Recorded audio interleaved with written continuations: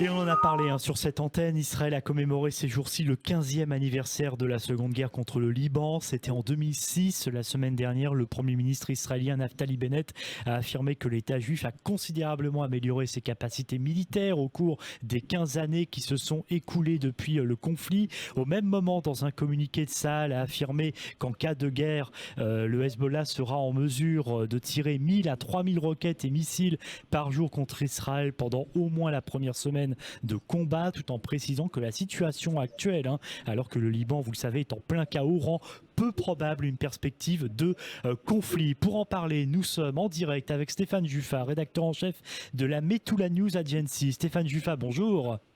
Christophe, bonjour et bonjour aux auditeurs de Radio J. Merci d'être avec nous sur Radio J. Je le disais dans un communiqué la semaine dernière, Tsahal craint qu'en cas de guerre, le Hezbollah sera en mesure de tirer quotidiennement de 1000 à 3000 roquettes et missiles pendant au moins la première semaine de combat. L'armée précise qu'un conflit est peu envisageable compte tenu des crises nombreuses que traverse le Liban. On va d'ailleurs en reparler.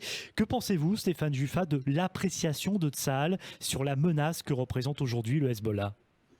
L'appréciation, elle est correcte, Christophe, mais elle ne tient pas compte de notre capacité de réaction. C'est-à-dire que il faudrait dire, si on laisse le Hezbollah faire, il a suffisamment de roquettes, c'est surtout des roquettes d'ailleurs. Pour nos auditeurs, on va peut-être préciser que des roquettes Oui. sont des missiles qui sont pas intelligents, qui n'ont pas de système de guidage. Alors avec une roquette, on peut pas détruire un char, on peut pas détruire un avion ni un poste de commandement.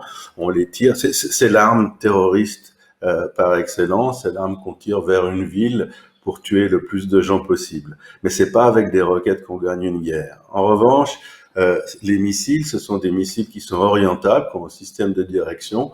Et Tsahal, jusqu'à maintenant, a fait tout ce qu'il a pu pour empêcher le Hezbollah de toucher des missiles envoyés par l'Iran ou modifiés au Liban, mais ils n'en ont pas en grand nombre. Ici, on estime qu'ils en ont quelques dizaines, voire peut-être quelques centaines, mais c'est pas non plus avec ça qu'ils vont battre Israël. Alors oui, le Hezbollah semble détenir, je dirais, entre 100 000 et 140 000 roquettes, ce qui est pas rien. Mais il faut aussi dire que Tsahal connaît l'emplacement de chaque stock de ces roquettes, de tous les lanceurs de ces roquettes. Et bien entendu, si le Hezbollah se met à tirer sur Israël, on n'attendra pas qu'il puisse tirer ses 2 ou 3 000 roquettes par jour. On interviendra. Et avec les nouvelles doctrines de notre chef d'état-major Aviv Kochavi, je peux vous assurer qu'on n'atteindra pas ces chiffres. Et puis, on ne sait pas comment un conflit pourrait commencer avec le Hezbollah au Liban. En revanche, on sait comment il se terminerait parce qu'on l'a dit aussi, c'est-à-dire qu'on ramènerait, et c'est pas notre intention première, le Liban au temps des arcs et des flèches. Hmm.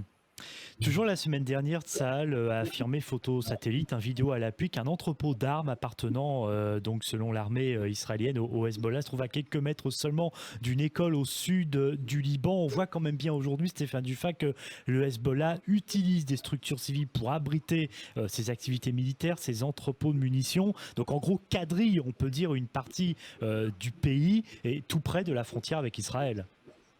Non, alors là, on n'est pas près de la frontière avec Israël, on est en plein Beyrouth.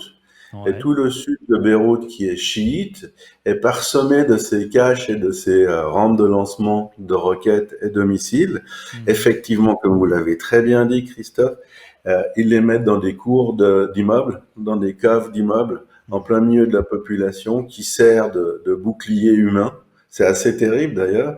Et puis chez nous, à la MENA, la Metula News Agency, on a reçu la carte tout simplement de ces entrepôts de missiles et de ces rampes de lancement et on l'a publié, c'est-à-dire qu'aujourd'hui tout le monde sait où il se trouve et il y en a sous des hôpitaux, il y en a à proximité d'ambassades, notamment l'ambassade d'Espagne. Vous voyez que on peut être assez précis dans nos estimations. L'hôpital Saint-Georges et en cas de guerre, si des roquettes par centaines sont tirées à partir de ces positions, eh bien Tsahal, avec la précision nécessaire, va devoir oblitérer ces positions. Et là, le but du Hezbollah, c'est de montrer des images de carnage. Et le but de Tsahal et notre but, surtout avec les derniers missiles qu'on a, c'est de limiter au maximum les dégâts collatéraux. Hmm. Le Liban n'a toujours pas de gouvernement. Saad Hariri a renoncé en fin de semaine dernière à former un gouvernement en raison de désaccords avec le président Michel Aoun. Saad Hariri avait été nommé Premier ministre en octobre dernier. Cette instabilité politique peut-elle favoriser Stéphane Jufa, le Hezbollah et peut-être surtout derrière l'Iran? Ça favorise le Hezbollah, Christophe, dans le sens où il y a un gouvernement au Liban, mais c'est pas le gouvernement légitime, Hmm. celui qui a été choisi et élu. C'est le gouvernement du Hezbollah, c'est le gouvernement de l'ombre. Le Hezbollah a ses propres réseaux de communication, que ce soit routier, que ce soit au niveau des données. Il a ses propres banques, il a ses propres armes, et d'ailleurs qui coûtent une fortune au Liban. Le Liban qui n'a pas un centime, et c'est peut-être ça le point le plus important. Aujourd'hui, la livre libanaise s'échange à raison de 1 dollar pour 20 000 livres libanaises, c'est-à-dire qu'elle vaut plus rien du tout. Le salaire minimum au Liban est de 30 euros par mois, 30 euros par mois. 50% des Libanais ne travaillent pas. Ils ont, pour être très clair, rien à manger. Le cours officiel est de 3500 livres libanaises pour 1 dollar. Et Hmm. c'est le gouvernement qui est tenu pour pouvoir importer du mazout et pour pouvoir importer des denrées nécessaires, de payer la différence entre 3500 livres et 20 000 livres. Et Ouais. le gouvernement libanais n'a pas d'argent. C'est-à-dire, ce qu'il fait, c'est qu'il limite ses importations et la résultante, parce que c'est pas le sujet de notre émission de ce matin, c'est que les Libanais n'ont pas d'argent, ils n'ont rien à manger. Et si on va devoir se baser sur la valeur réelle de la livre libanaise, eh bien, ce qui va se passer, Christophe, c'est que le Liban sera totalement en faillite, ce qui signifiera que les gens n'auront pas à manger. On ne pourra pas Hmm. opérer dans les hôpitaux. Ça a d'ailleurs commencé. Alors, le Hezbollah est moins touché que le reste du pays. Il a ses structures, il est moins touché parce qu'il dépend de l'Iran, mais l'Iran n'est pas dans une posture économique bien meilleure que celle du Liban. Donc l'Iran ne peut pas aider massivement le Hezbollah et c'est également un très mauvais moment pour le Hezbollah pour attaquer Israël. On n'attaque pas une puissance de la taille d'Israël quand on n'a pas un sou en poche. Et c'est effectivement le cas. Et c'est ce qui permet notamment cette évaluation de Tsahal, qui est également la nôtre, c'est qu'on ne voit pas le Hezbollah agresser Israël dans les semaines à venir.